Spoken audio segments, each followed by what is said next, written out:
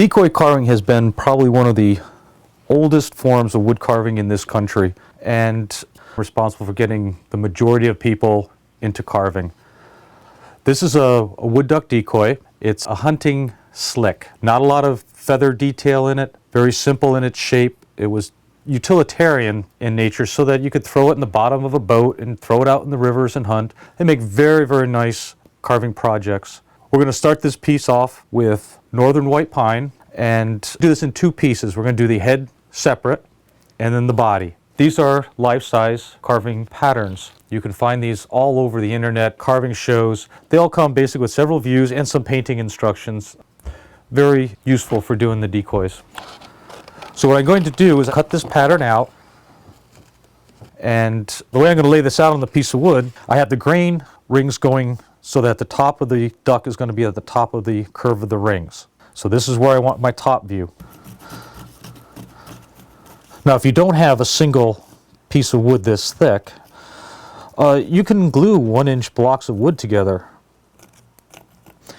Also, while I'm laying this out, I want to lay out the top view of the head so I can get an idea how thick of a piece of wood to cut so that I can glue it onto the body. And I want the grain running from the tip of the beak down to the back of the head. So the grain is going lengthwise to support the beak.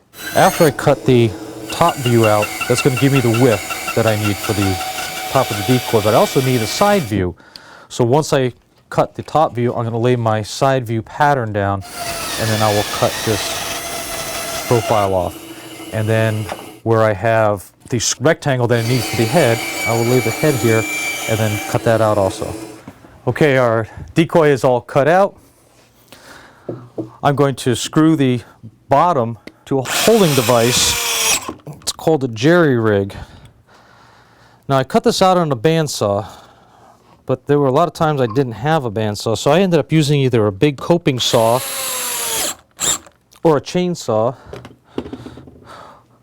or sometimes just having to stack the body with 3/4 inch wood that you would get at a home building supply store and just cut each one with a coping saw. And it's time to get some big chisels. If you're going to carve bigger things, you need bigger tools. So this is number 5 gouge, a good 2 inches wide. So this is kind of a real time-consuming thing if you're just going to do it with a small knife or a small chisel. And what I do is just round the shape off. And this is the chest area. Now there's an area on the decoy where the wings, chest and the body sort of merge and the wings fold onto the top of the body. There's an indentation here, and this is what we refer to as a side pocket. So we're going to have to kind of start putting that in, and it's just a subtle indentation. This is going to be a fairly simplified decoy, but it does need some of those areas to stand out a little bit.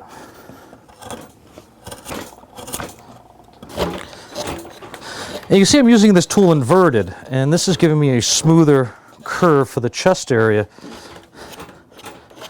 because I'm going to want to pretty much sand this somewhat smooth. I don't want a lot of big choppy chisel cuts on it.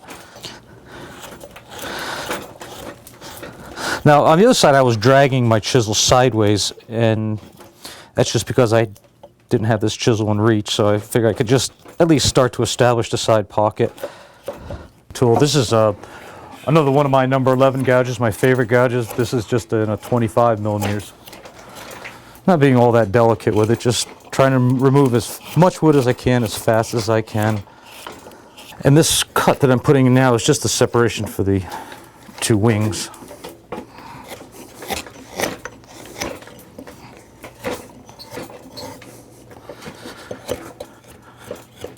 You know, the shaping and the carving is all similar no matter what size chisel or how big the project. The techniques that we were going over before are always pretty much the same. The slicing motion of the chisel as it goes through, I give it a little bit of a roll, and this helps the chisel to slide through the wood with all kinds of ease.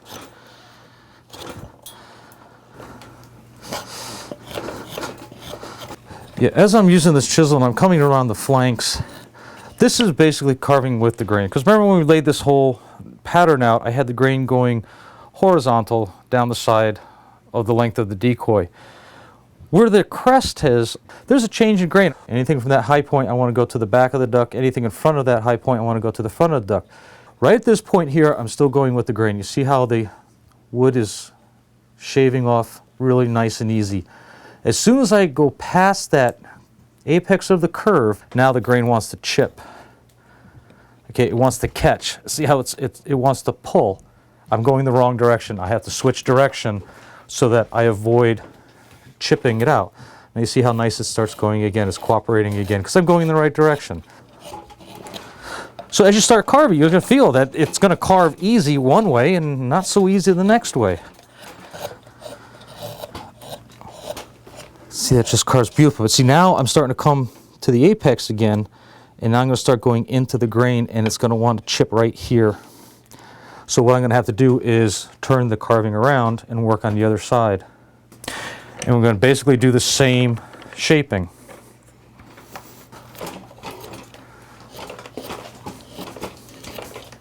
Now I want to leave this area right around where the neck is going to be joined thick so that I could blend the neck and the head and the body together, and it's not going to look like there's a big glue joint. Once the head's glued on, I'll come back and I'll blend that all together.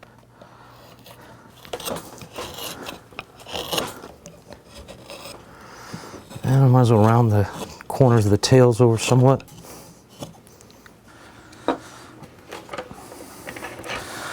Okay, so I want to take a look at it, see how it's looking. See how it's coming along, see how the roundness is, see how the side flanks are.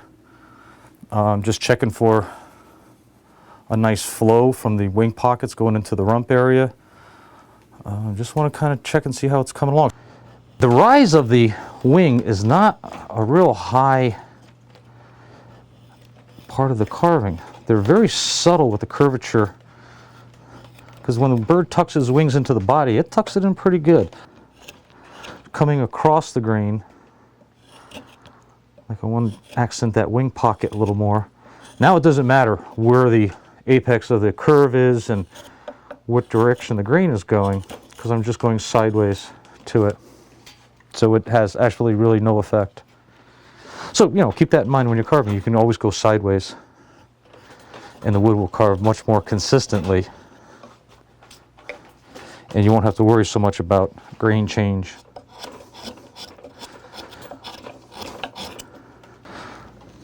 This is where the two wings meet, and then you V off.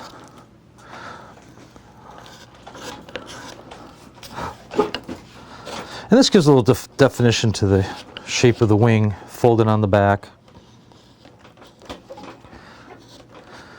And if I want to round this off, I can take the side of the V-tool instead of picking up another tool and use the flat side of the V just to kind of take that corner off and soften it.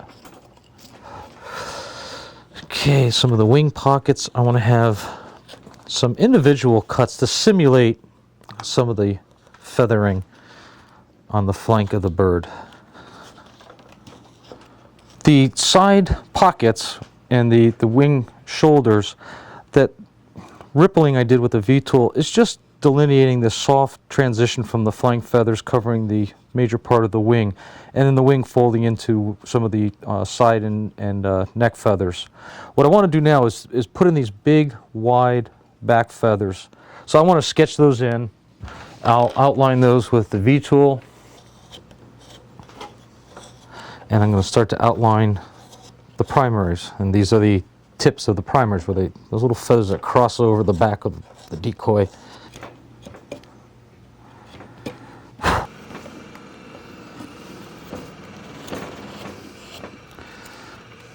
If you notice the wood as I'm carving it, it has a fairly nice burnish to it, and that's telling me that my tool is in good shape. I'm not leaving a lot of nasty surface scratches and tears. The wood is cutting very nicely, and that's important.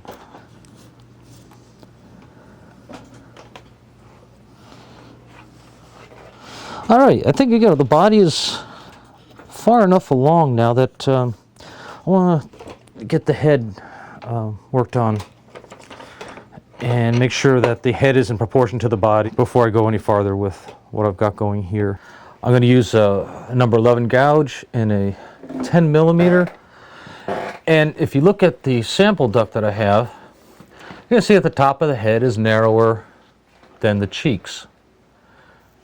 And there's a trough right in here where the eye channel is.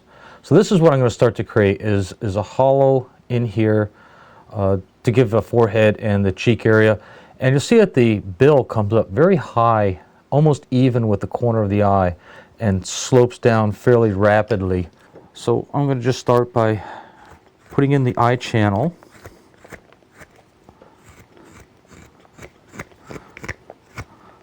And this is also creating the top of the bill. And I'll do both sides so I keep the face fairly symmetrical. Now, wood ducks have a fairly wide, heavy crest. And I put a little curve just to keep it from being too straight. So I'm going to carve a little bit more on this side to work the curve of the bottom of the crest in. I'll take a little off the bottom of the neck and start to thin that down. I want to leave this area fairly wide because when I glue the head onto the chest, I want to try to have a nice curving transition there.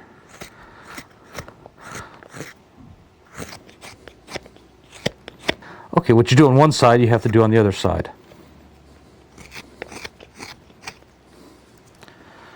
Okay, looking at it from the top view, making sure that the forehead is fairly symmetrical on both sides. Just kind of visually checking a profile. And this would be a tight area to get into if the head was already glued onto the body. So I'll just take advantage of being able to access it easier by having the head separate. And I'll take the 15V tool and the 6 millimeter and use this to outline the bill.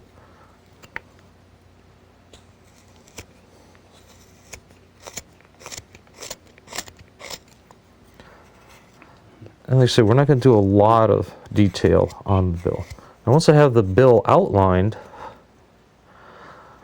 I want to start to form the shape of it. So I'm going to take the gouge and put it right on the V cut, and as I make my cut, I want to make a quick radius with the tool so I don't chip it, that I actually cut it.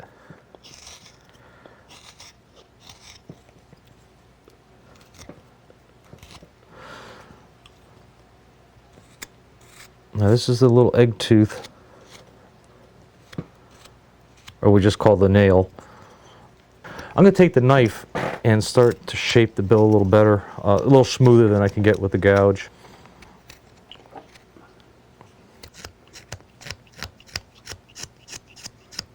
Alright, let's take a test fit and see how our proportions look to the body of the other duck.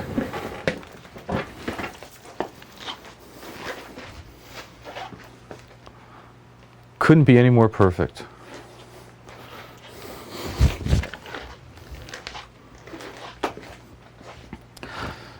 Now you see that the joint between the neck and the chest is a little wobbly.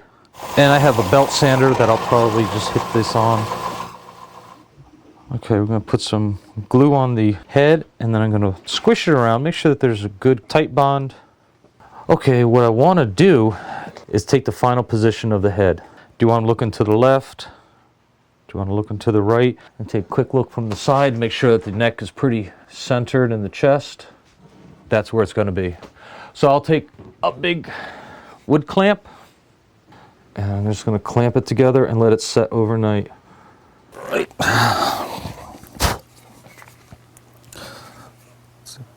Well, the head's all nice and glued on. I'll take the clamp off, and I'm going to put it back in the holding device so that I can blend the chest and neck joint and make it look really nice and smooth.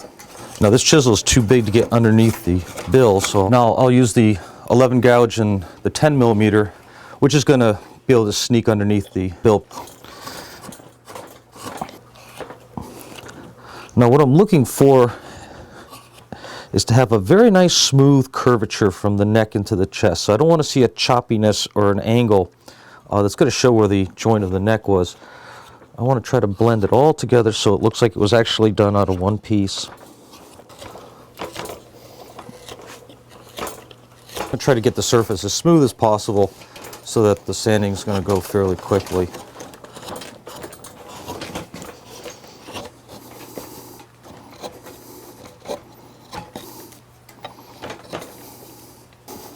Okay, it's not too bad. I have some 6D grit sandpaper and a round dowel, and just roll this on the dowel. So I can hold this, I have a good steady solid backing behind my sandpaper, and I could use two hands and I can just begin to sand the body down. But 60 grit will really take the hard edges from the chisels off fairly quickly. Now another way I might finish it is a technique that uses gesso and talcum powder. And I mix gesso and talcum powder 50-50 to make it thicker. And then I'll take a kitchen sponge and, I don't know, maybe cut it in half. And then I'll sponge the whole mixture on the entire surface of the duck. What this gives me is a real nice, almost soft, pebbly sponge look, and it's a nice surface to paint on because it does give a certain texture. As you can see, we're down to the fine sanding on this decoy. Most of all the rough cuts in the rough 60 grit sandpaper, I'm down to 220 grit now. And it did take a little while to smooth this over, but you see we have a really nice, smooth looking surface. The head is nicely refined. The bill has been sanded down. And I'm using the same dowel that I was using with the 60 grit. And you'll see it's going to fit in some of these curves and the contours very well. But in some places it's not. I can't get it underneath the bill, so what I'm going to do is just take a pencil. And the diameter of the pencil is much smaller than that large dowel. And I'll roll my sandpaper, and now I can get underneath the chin and around the neck area. Now I have to start thinking about the glass eyes I want to use for him. Now I'm going to create a hole, and then I'm going to insert glass eyes and use a putty to hold them in. Now if you don't have glass eyes, you could use a tack. They used to use copper tacks for eyes. Or you could just paint your eye on. Okay, we have the eyes. Okay, we have the eye, we have this eye. We're all set to gesso them up.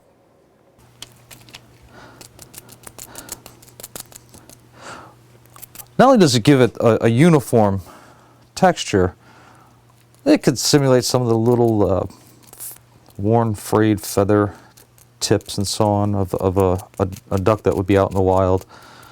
All right, that's enough. I'm going to let that dry. It'll take probably about 20 minutes, half hour for it to dry because it is kind of thick. And try to get this off my hands. The gesso is now dry, and it's time to start painting. I use freezer wrap as a palette. I'm going to keep a couple reference photos so I have an idea what colors I'm using. I'm doing this with acrylics. So I have a teacup of water that I'll mix with my paints, paper towel, a couple of brushes, and because I want this to be antique style, I'm not going to use a lot of bright colors. I'm going to keep things very muted, what I call earth tones. And earth tones are paints that you add a little brown into. So everything I use, I'm going to add some of this raw umber to. We spent a lot of time carving this decoy. Even though it's a simple decoy, we spent a lot of time on it. So we want to do a nice paint job. We're not going to run through this in 10 minutes. When you start to paint, give yourself ample time to allow yourself to explore the painting and to do a really nice job. Now you see how bright this yellow is. When I take the brown and add it to the yellow, see how it softens the yellow and takes the starkness away from it. Now the bill on the wood duck has a slight yellow stripe that somewhat kind of goes right along the peak up towards where the eye channel is and around to where the corner is. Next is an orangey red color. Now I'm painting fairly thin, so I'll be able to blend some colors and soften them up a little bit. And this is going to run right down the lower part of the mandible. Now the top of the bill is a dark area, and I'm using Dioxin purple, and then the nail gets dark. Now on the rest of the beak, it's softer white. I'm going to take the brush and just dab it around a little bit, just to help blend in some of the areas. So it has a nice antique look to it. In the bottom of the bill, I'm just going to put a dark brown. Now the head is generally a greenish, bluish, blackish kind of color. Little changes in color intensity and color hue is fine. It does give it more of a natural look. You can see that the cheek is darker than the greenish that's on the top of the head and the crest. I'll take some blue, add a little of the brown to it, a little purple in there, and get the cheeks.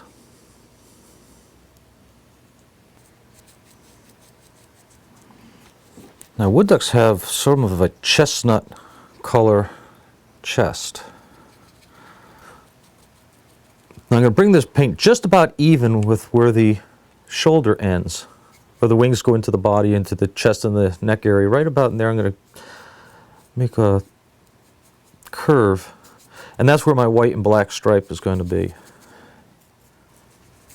Alright, so we're going to take some brown, some purple, and just start painting the back of the duck. I want to get the yellow, mustard yellowy flanks. Just bring this right up to the dark area. The bottom rump area gets some buff color. Chestnut color again. Okay, back to our black and bluish for the tail coverts and the tail. Because we didn't undercut the primaries, there's a wall here. You could just paint that dark also. I'll paint the underside also dark. And this is what I used to put in the chin strap and come right down to the bottom of the bill. Okay, then the second stripe is going to come just right about here. So when I put my second stripe on, I want to look about where this stripe is and keep it fairly symmetrical.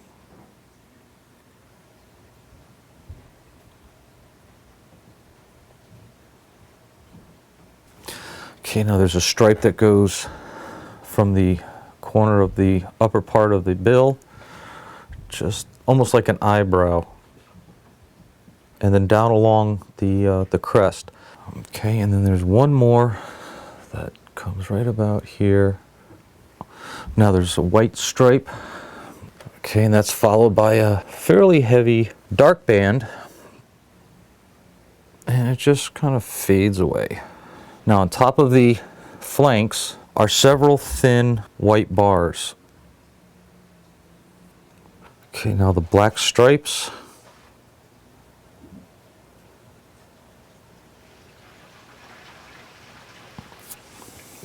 Like that. The chest has little white triangular dots on it.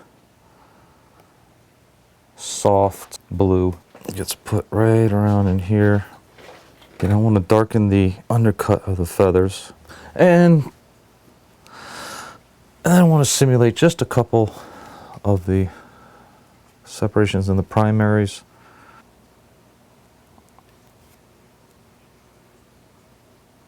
Okay, now I just want to take a little raw umber and I'm going to put it on a blender and very small amount of paint and just touch it a few places. And this is that vermiculation. It just gives a nice, gentle feathering look.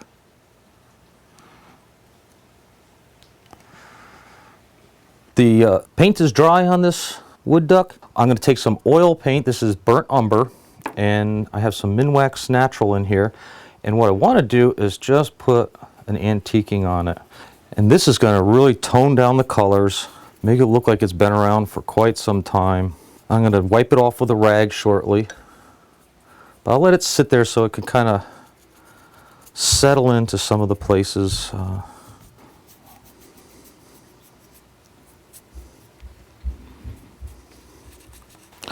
I'll take a rag and just dab it off. I don't want to take it all off, but just some.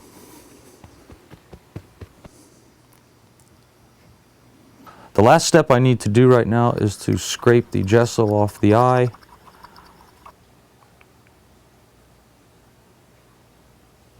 Now this still has quite a shine on it, and once this dries, I'm just going to spray it with the matte finish, and it'll take most of the shine off, but it needs to dry, and I'll mess with it tomorrow.